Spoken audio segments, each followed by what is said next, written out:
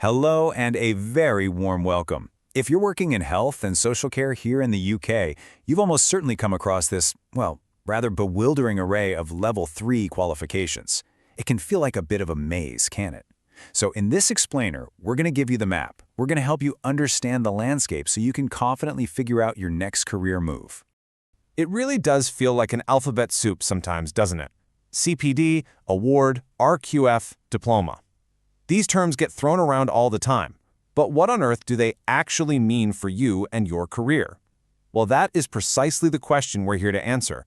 Our whole aim is to cut through all that noise and give you clear, practical information you can actually use.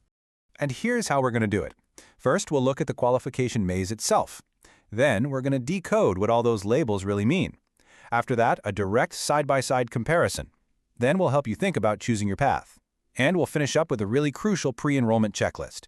It's a proper step-by-step journey from confusion to confidence.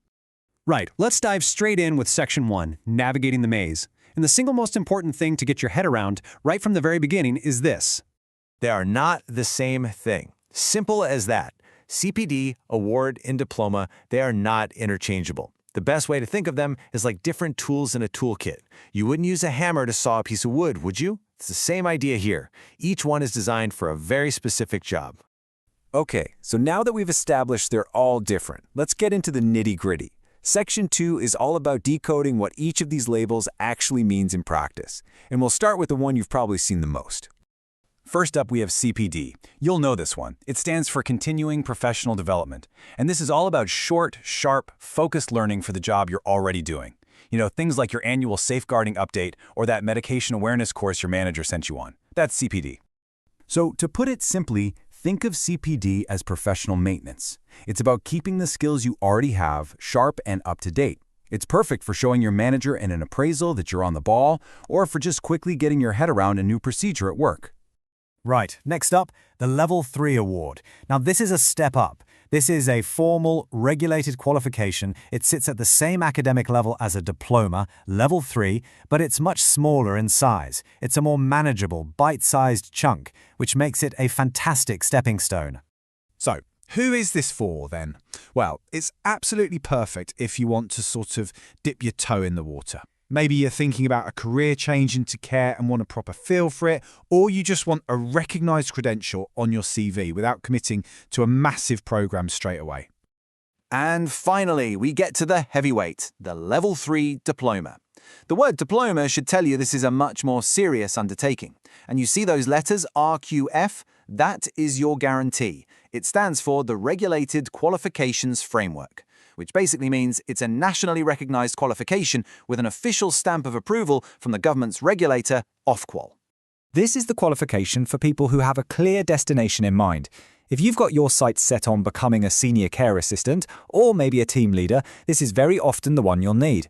It's also the essential foundation if you have ambitions to climb that ladder and study at Level 4 and 5 later on. Right, we've defined each one. Now, for the really useful bit in Section 3, let's stick them all side by side. This is where the differences really start to pop. Before we get into the details of a table, it all really boils down to this one question. Ask yourself, am I looking for a quick skills top-up, or am I planning a major career step-up? Your answer to that single question will point you in the right direction. Now this table brings it all to life, doesn't it?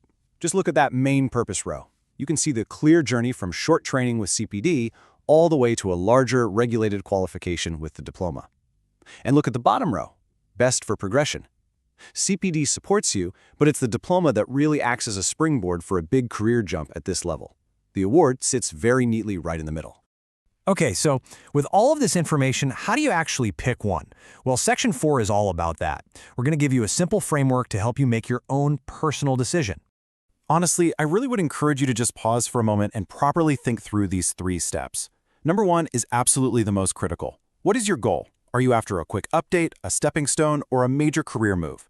Once you're crystal clear on that, then you can think about how much time and effort you can realistically commit, and finally, match it all to your ambition.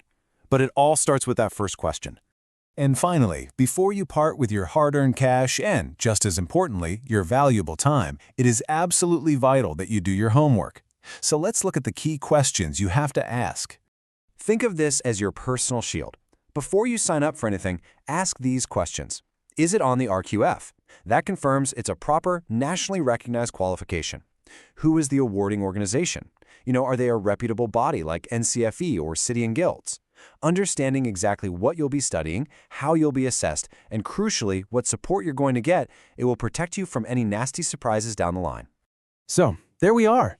We've navigated the maze, we've turned that complexity into clarity, and hopefully, we've given you a framework for making a really confident decision. You've got the map now. The only question left is, where will you go next?